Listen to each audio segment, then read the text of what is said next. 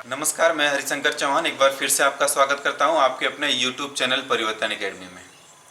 मित्रों, इस वीडियो में हम बायोलॉजी के टॉपिक्स को आगे बढ़ाएंगे, जिसमें हम पढ़ रहे थे ब्लड के बारे में और ब्लड के कंपोनेंट्स हम पढ़ रहे थे। अब हम इसमें पढ़ेंगे प्लेटलेट्स के बारे में। इसके बारे में पढ़ेंगे तो प्लेटलेट्स के बारे में हम पढ़ने वाले हैं, जो कि एक प्रकार का क्या है, कार्पसल है। ये ब्लड में दो तरह की चीज़ें पाई जाती है। एक तो लिक्विड पार्ट होता है, जिसमें हम प्लाज्मा, मतलब ब्लड में से जब आरबीसी को हम हटा देंगे तो एक हो जाता है लिक्विड पार्ट, और ये लगभग 55% तक होता है। ठीक है, 55% तक ब्लड में लिक्विड पार्ट होता है और वो होता है प्लाज्मा। इसके बाद कुछ कार्पसल्स भी होती हैं, मतलब लाल, उसमें ब्लड में कुछ कणिकाएँ भी होती हैं, रक्त कणिकाएँ, रुधिर कणिकाएँ, जिसमें हम पढ़ चुके हैं। उसमें आरबीसी के बारे में पढ़ चुके हैं और डब्ल्यूबीसी के बारे में पढ़ चुके हैं। इसके बाद आइए हम पढ़ लेते हैं प्लेटलेट्स के बारे में। तो इसका एक और है, इसे हम विज्ञान की भाषा में बोलते हैं थ्रोम्बोसाइट्स। इसे क्या बोलते हैं? तो थ्रोम्बोसाइट्स बोलते हैं, जिसमें जो थ्रोम्बो वर्ड है इसका अर्थ होता है क्लॉट। इसका अर्थ क्या होता है? क्लॉट का मतलब थक्का। ठीक है, अब यहाँ से इसके अर्थ से ही समझ में आ रहा है कि इसका हमारे खून में या फिर हमारे बॉडी में इसका क्या काम हो सकता है। ठीक है, तो आइए धीरे धीरे इसके बारे में हम अध्ययन कर लेते हैं। सारा क्वेश्चन हमारा क्लियर हो सकता है कि आखिर ये है क्या चीज़। ठीक है, तो ये जो रुधिराणु है ये एक राउंडेड होते हैं, मतलब इनकी जो साइज होती है ये गोलाकार होते हैं, राउंडेड ये होते हैं साइज इनकी। और अगर बात की जाए क्वांटिटी की कि हमारे ब्लड में इनकी क्वांटिटी कितनी होती है, तो 4.5 से लेकर के लगभग 5.5 लाख पर 100 ml HB होती है। मतलब पर 100 ml HB में लगभग इनकी संख्या होती है 4.5 से 5.5 लाख के करीब। ठीक है, अब इसके बाद अगर रेशियो की बात की जाए इन तीनों की, तो आरबीसी, प्लेटलेट्स, इसके बाद डब्ल्यूबीसी, अगर इनके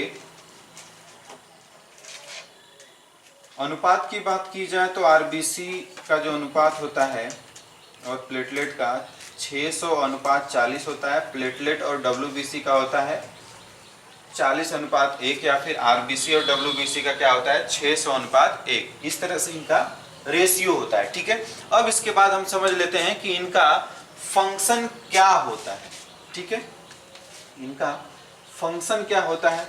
तो अगर हम बात करेंगे कि प्लेटलेट का हमारे बॉडी में फंक्शन क्या है, तो ये मुख्यतः इनका कार्य क्या है, ये मुख्यतः हमारे शरीर के बाहर जब भी कोई भी हमारी सेल डैमेज हो जाती है या फिर हमारी जो कैपिलरीज फट जाती है, वहाँ से जब मतलब हमें जब चोट लगती है तो हमारे जो कैपिलरीज होती हैं वो फट जाती हैं। फटने की वजह से वो डैमेज हो जाती हैं और उससे क्या होता है कि बाहर खून निकलने लगता है। और जब बाहर खून निकलने लगता है तो अगर कोई भी चीज़ अगर उस खून को न रोके तो होता क्या है कि हमारे शरीर से सारा खून बाहर निकल जाएगा और एक समय ऐसा आएगा कि हमारी डेथ हो जाएगी। ठीक है, लेकिन ये जो प्लेटलेट हैं इनका काम ही है खून का थक्का बनाना। मतलब हमारे बॉडी के बाहर जब भी हमें चोट लग जाती है, बॉडी के बाहर खून निकलने लगता है, तो कुछ समय बाद आप देखेंगे तो वहां पर जो ब्लड निकल रहा था लिक्विड पार्ट में, अब धीरे धीरे वो जमना स्टार्ट हो जाता है या फिर थक्का बनना स्टार्ट हो जाता है, जिससे वो घाव ब्लड के क्लॉट से भर जाता है और खून आपका बाहर नहीं निकलता आपके शरीर से। ठीक है, तो ये जो फंक्शन है, इसका फंक्शन, मेन फंक्शन है ब्लड क्लॉटिंग। ब्लड क्लॉटिंग मतलब खून का थक्का जमाना, इसका मेन फंक्शन है। ठीक है, अब इसके बाद अब जान लेते हैं कि इसका फॉर्मेशन कहां पर होता है। इसका फॉर्मेशन यानी इसका निर्माण कहां पर होता है। ठीक है, अगर हम निर्माण की बात करें तो इसका निर्माण होता है बोन मैरो में। ये आप पहले से जानते हैं, क्योंकि अगर हम पहले ही आपको बता दिए कि जो ब्लड का फॉर्मेशन है, रुधिर का निर्माण है, वो होता है बोन मैरो अर्थात अस्थि मज्जा में। तो आप कह सकते हैं कि सर प्लेटलेट हो या फिर डब्ल्यूबीसी हो या फिर आरबीसी हो, मतलब जो भी ब्लड के कंपोनेंट हैं उनका निर्माण कहां पर होगा, तो आप बताएंगे सर उनका निर्माण होगा बोन मैरो में। इसके बाद अब इसकी बात करेंगे हम लाइफ स्पैन की। लाइफ स्पैन की बात करें, अगर इसके जीवन काल की बात करें तो इसका जीवन काल होता है 8 से 10 दिन। मतलब प्लेटलेट का जीवन काल कितना होता है, तो आप कहेंगे सर 8 से 10 दिन का जीवन काल होता है। इसके बाद सॉरी, अगर पूछ लिया जाए कि जीवन काल 8 से 10 दिन होता है, लेकिन इनका रीजनरेशन कहां पर होता है, मतलब ये जो प्लेटलेट, ये जो सेल है, ये क्या होती है कि ये जब डेड हो जाती है इनकी, तो इनका फिर से फॉर्मेशन या फिर वो जो सेल खराब हो गई थी प्लेटलेट वाली या फिर डैमेज हो गई थी, तो अपना जीवन काल समाप्त करने के बाद क्या फिर से इनका रीजनरेशन होता है। ठीक है, तो फिर से इनका रीजनरेशन होता है और इनका रीजनरेशन रुधिर में ही होता है। रुधिर में ही इनका क्या होता है, रीजनरेशन होता है।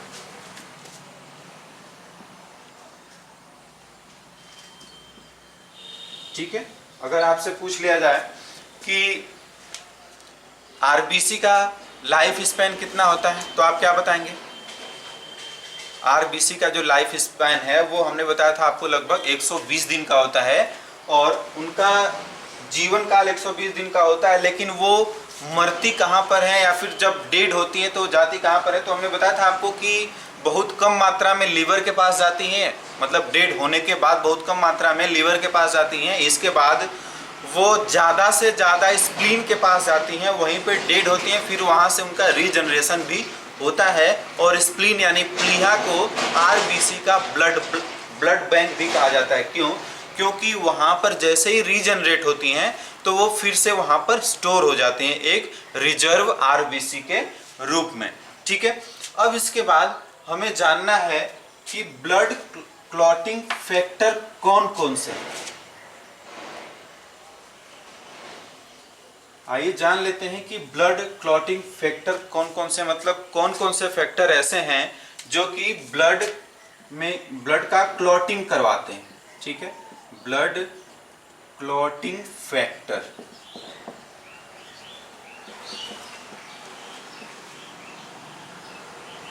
जब ब्लड क्लॉटिंग फैक्टर की बात करेंगे कि मतलब कौन कौन से ऐसे पार्टिकल्स हैं या फिर एलिमेंट्स हैं जो कि ब्लड की क्लॉटिंग करवाने में सहायक होते हैं, तो वो है पहले नंबर पर होता है कैल्शियम, फिर इसके बाद विटामिन के, फिर इसके बाद कुछ प्रोटीन्स भी होते हैं। ठीक है, जब हमारे शरीर के बाहर कहीं भी चोट लग जाती है और वहां पर खून बहने लगता है, जब वहां से खून बाहर निकलने लगता है, तो ये सारी चीजें मिल करके लगभग 4 से 5 मिनट के बाद ब्लड का क्लॉटिंग करना शुरू कर देती हैं, जिससे कि खून बहना क्या हो जाता है, बंद हो जाता है। जानते कभी कभी ऐसा भी होता है कि हमारे शरीर के अंदर ही ब्लड की क्लॉटिंग होने लगती है, वो तो एक डिजीज है, लेकिन आपके दिमाग में ये क्वेश्चन आता होगा कि सर ये बताइए कि जो ब्लड की क्लॉटिंग है ये शरीर के बाहर ही क्यों होती है, ठीक है, और अंदर क्यों नहीं होती है। तो आपको मैं बता दूं कि एक एंटी ब्लड क्लॉटिंग फैक्टर भी हमारे खून में मौजूद होता है, जो कि जब बाहर निकलते समय वो डीएक्टिवेट हो जाता है, जिससे ब्लड की क्लॉटिंग होने लगती है। ठीक है, अब ब्लड की क्लॉटिंग जब खून में नहीं होती है, शरीर के अंदर नहीं होती है, उसका कारण होता है हिपेरिन नामक प्रोटीन। ये हमारे खून में पाया जाता है, जिसकी वजह से हमारे शरीर के अंदर ब्लड की क्लॉटिंग नहीं होती। एक चीज और है कि अगर ये हिपेरिन की जब हमारे शरीर में कमी हो जाती है, हमारे शरीर में जब हिपेरिन की कमी हो जाती है, तो डॉक्टर्स क्या करते हैं, एक हीरोडीन नामक मेडिसिन होती है उसको ये देते हैं, ठीक है। और ये होता क्या है, तो ये जोंक के लार में पाया जाने वाला ये तत्व है जो कि हमारे हिपेरिन की तरह ये काम करता है, ठीक है। आर्टिफिशियल हिपेरिन बोलते हैं इसको, हीरोडीन को, ठीक है। और जो हमारे शरीर में या फिर हमारे खून में जब हिपेरिन की कमी हो जाती है तो डॉक्टर क्या सजेस्ट करते हैं, हीरोडीन एक ड्रग देते हैं, ठीक है। अब इसके बाद आइए हम जान लेते हैं कि ब्लड में जो प्लाज्मा मौजूद होता है उसमें अगर कमी हो जाए या फिर उसमें अधिकता आ जाए, अर्थात हम सीधे सीधे बात करेंगे प्लेटलेट्स की डिजीज ऑफ प्लेटलेट्स, ठीक है। प्लेटलेट्स के कारण होने वाली बीमारियां, ठीक है, या फिर प्लेटलेट्स की अधिकता या फिर कमी या फिर जैसे भी, ठीक है। तो अब ध्यान देते हैं कि सबसे पहले अगर हमारे शरीर में इसकी अधिकता हो जाए, ठीक है, जब हमारे शरीर में ये क्या हो जाए, अधिक हो जाए, तो क्या होगा। ध्यान दीजिएगा कि अगर ये हमारे ब्लड में इसकी मतलब जो प्लेटलेट्स की संख्या या फिर क्वांटिटी, मात्रा जब बढ़ जाती है तो हमारे शरीर के अंदर ही ब्लड क्लॉटिंग होने लगती है।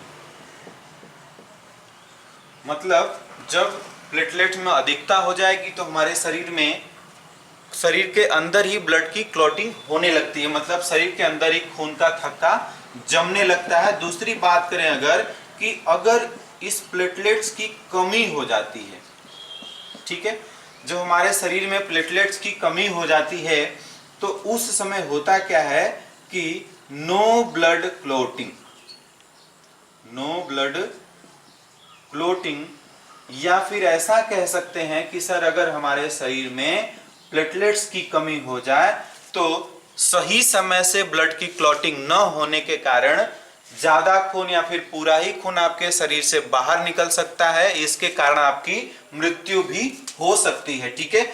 अब इसके बाद जो तीसरे नंबर की डिजीज हम बात करेंगे वो है हीमोफीलिया। वो कौन सी बीमारी है, तो वो है हीमोफीलिया। इसे हम रॉयल डिजीज भी कहते हैं, रॉयल डिजीज का मतलब शाही बीमारी। रॉयल डिजीज का मतलब क्या, शाही खानदान की बीमारी या फिर शाही बीमारी, ठीक है। ये शाही बीमारी क्यों कही जाती है, क्योंकि ये सबसे पहले बीमारी पाई गई थी ब्रिटेन की महारानी विक्टोरिया के पास या फिर उनके शरीर में, ठीक है। ये बीमारी सबसे पहले आई थी और इसीलिए इसको कहा जाता है रॉयल डिजीज या फिर शाही बीमारी। इसमें होता क्या है तो ये जान लेते हैं कि इसमें प्लेटलेट्स बनते ही नहीं है। हमारे शरीर में अगर हीमोफीलिया की अगर बीमारी हो जाए, शिकायत हो जाए, तो हमारे शरीर में प्लेटलेट्स बनेंगे ही नहीं। और इसका मतलब ये है कि अगर हमारे शरीर में प्लेटलेट बनेंगे ही नहीं, रहेंगे ही नहीं, तो हमारे शरीर के बाहर ब्लड की क्लॉटिंग संभव है तो नहीं है। जब थोड़ा सा भी कहीं भी चोट लग जाएगा तो हमारे शरीर से सारा का सारा खून क्या हो जाएगा, बाहर निकल जाएगा और हमारी मृत्यु हो जाएगी, ठीक है। तो ये रही 3 प्रमुख बीमारियां इसकी, और अन्य बीमारियां भी हैं उसको हम डिस्कस कर लेते हैं।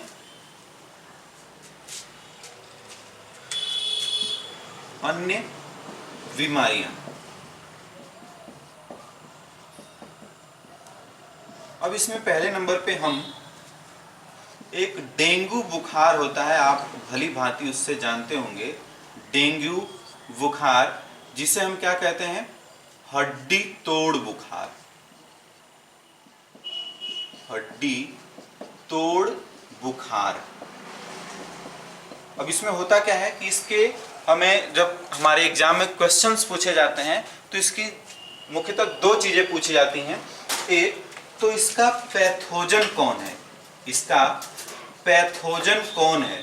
पैथोजन का मतलब रोगाणुजनक, जनक, ठीक है।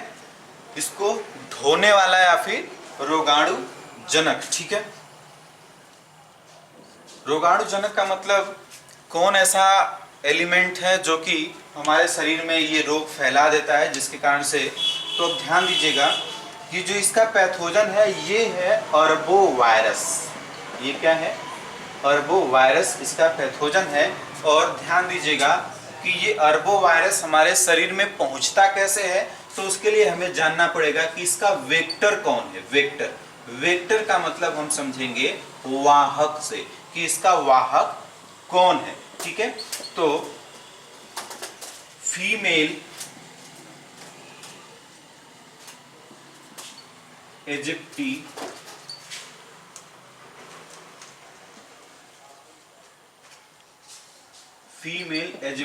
मॉस्किटो, फीमेल इजिप्टी मॉस्किटो, ठीक है। या फिर इसे हम फीमेल एडीज इजिप्टी भी कहते हैं, ठीक है। ये एक मच्छर है जिसे हम टाइगर मॉस्किटो के भी नाम से जानते हैं। और ये क्या करता है, हमारे शरीर में अर्बो वायरस पहुंचा देता है। और जो हमारे शरीर में अर्बो वायरस पहुंचा देता है, तो क्या होता है कि ये जो अर्बो वायरस हैं हमारे शरीर के अंदर धीरे धीरे प्लेटलेट्स को अपना फूड बना लेते हैं। क्योंकि ये किसको खाते हैं, हमारे शरीर के अंदर प्लेटलेट्स को खाते हैं, जिससे हमारे शरीर में प्लेटलेट की कमी हो जाती है और हमें बुखार भी आने लगता है, ठीक है। इसके बाद एक और बीमारी है, उसको जान लेते हैं। एक दूसरी बीमारी है प्लेटलेट्स की वजह से होने वाली, दूसरी बीमारी है मलेरिया। मलेरिया भी एक बुखार है। और अगर इसमें हम बात करें रोगाणुजनक की, मतलब पैथोजन की जब हम बात करें, तो इसका पैथोजन होता है प्लाज्मोडियम।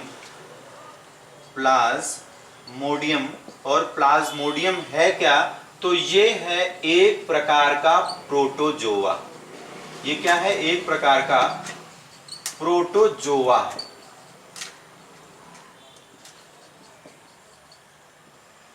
ठीक है। अब एक प्रकार का ये प्रोटोजोआ है, कौन, ये पैथोजन, मतलब इसका रोगाणुजनक, ठीक है। अब इसके बाद हमें एग्जाम में आ सकता है कि इसका वेक्टर कौन होता है, मतलब प्लाज्मोडियम का वेक्टर कौन होता है हमारे शरीर में पहुंचाने वाला, ठीक है। तो इसका वेक्टर होता है female Anopheles mosquito, Anopheles mosquito.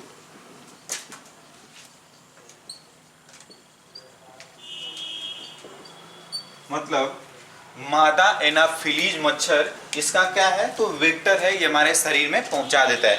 अब ये जो प्लाज्मोडियम आप देख रहे हैं, इसका भी फूड प्लेटलेट्स ही होता है, जिसके कारण ये हमारे शरीर में पहुंचते ही हमारे प्लेटलेट को धीरे धीरे अपना फूड बना लेता है, या फिर उसको धीरे धीरे खाने लगता है, और हमारे शरीर में प्लेटलेट्स की कमी हो जाती है, जिसके कारण हमें ये डिजीज हो जाती है, या फिर ये हमें मलेरिया रोग हो जाता है, ठीक है। किसके कारण होता है, तो प्लाज्मोडियम के कारण होता है।